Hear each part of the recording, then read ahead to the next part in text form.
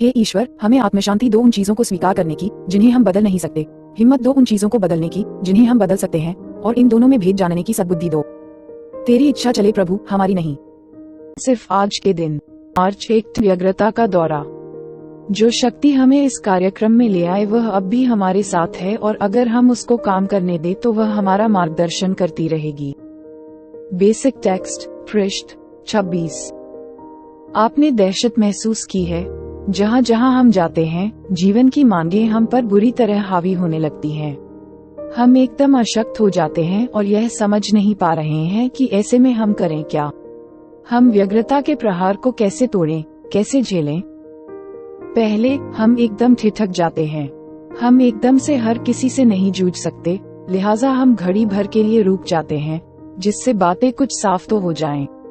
तब हम उन बातों का तुरंत निरीक्षण करने के लिए सूची तैयार करते हैं जो हमें परेशान कर रही है।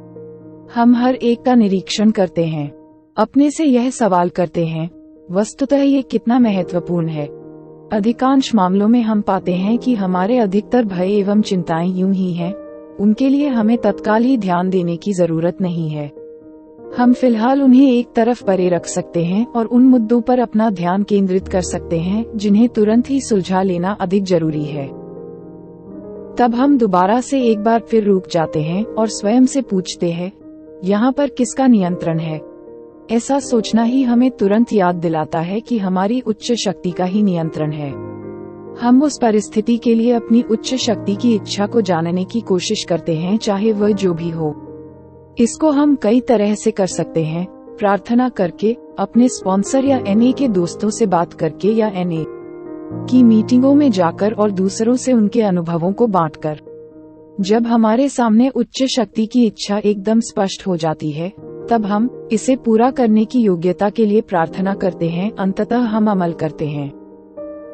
व्यग्रता, डर की अवधि में अक्षम होने की आवश्यकता नहीं है। एनए कार्यक्रम के साधनों का हम हमारे रास्ते में आने वाली किसी भी परिस्थिति से निपटने के लिए इस्तेमाल कर सकते हैं। सिर्फ आज के दिन मेरी उच्च शक्ति सुधार के मार्ग पर इतनी दूर केवल यूं ही छोड़कर चले जाने के लिए लेकर नहीं आई है। जब मेरी व्यग्रता बढ़ जाती है, तब मैं अपने ईश्वर की लगातार व जारी रहती हुई देखभाल और मार्गदर्शन के लिए विशेष कदमों पर काम करूंगा। हे ईश्वर, हमें आत्मशांति दो उन चीजों को स्वीकार करने की जिन्हें हम बदल नहीं सकते, हिम्मत दो उन चीजों को बदलने की जिन्हें हम बदल सकते हैं, और इन दोनों में भेद जानने की सद्बुद्धि दो। तेरी इच्छा चले प्रभु, हमारी नहीं। Thanks for watching. Like, comment, share, subscribe at @jtrain_91.